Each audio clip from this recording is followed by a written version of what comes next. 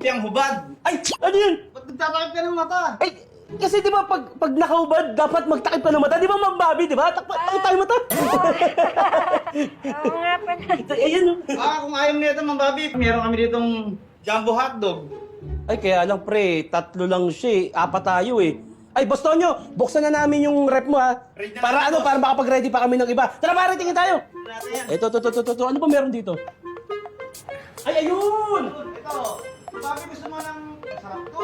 Cheese dog ni Bostonio. Ay, ang sarap niya, cheese dog. Sa loob yun, oh. Ma'am Bobby, meron din dito yung skinless. Ay, ang taba nito. Mamula-mula din, oh. Ito, sigurado magugustuhan mo to, Ma'am Bobby. Putlong ni Sir Tony. Ay, ang haba! Ang haba! Ayan. Oh, okay na to. Sige. Wala kayo makialam dyan, Dok. Alin na kayo dito. Ay, sure Okay kayo? na to, ito. Gusto niyo yung puputi ng itlog mo, ha?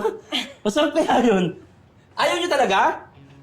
Pero may nakita pa ako dun isa, boss, eh. Yung itlog niyo dun, ang pula. Parang pwede yung sa sinangag, no?